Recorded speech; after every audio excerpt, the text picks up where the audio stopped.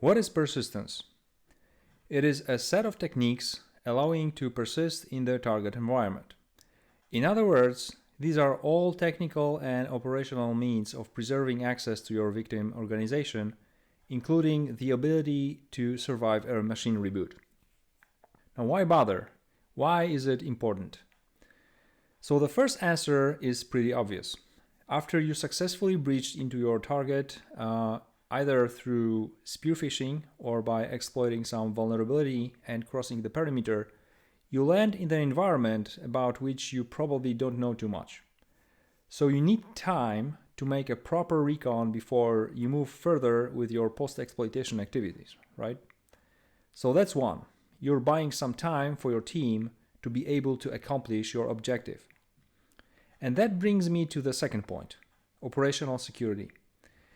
Obviously, you operate within certain constraints, either time constraints, scope constraints, or any other you defined at the beginning with your customer.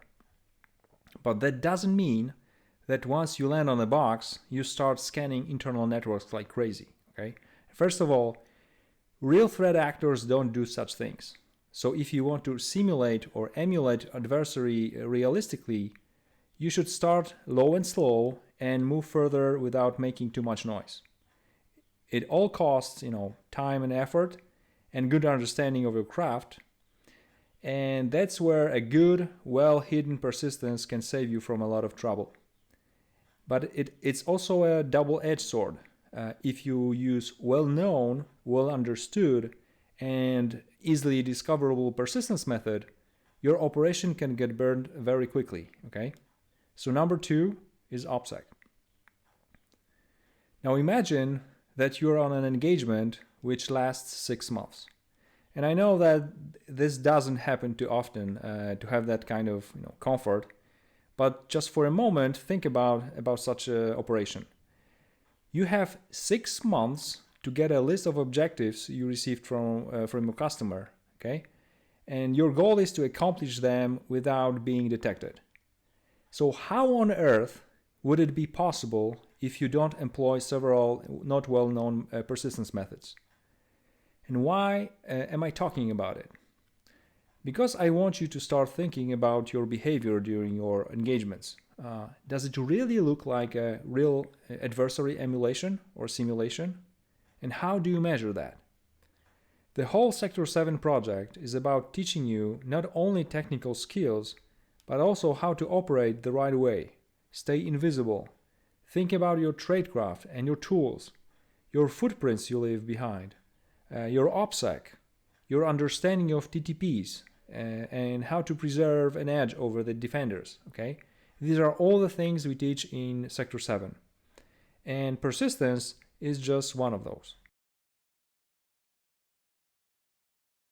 So what are we going to cover? I will tell you about some well-known persistence techniques like run keys, startup folder, logon scripts, screensavers, and profiles.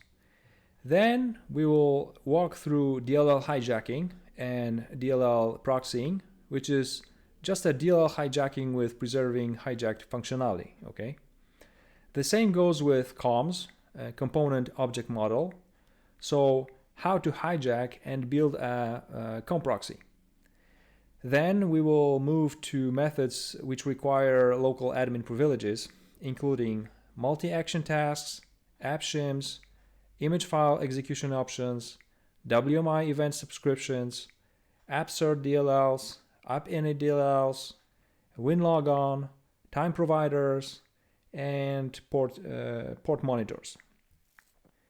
Finally, I will show you how local security authority, also known as LSAS process, can be used for persistence. And at this point, you will learn 3 different techniques of surviving a machine reboot within LSAS.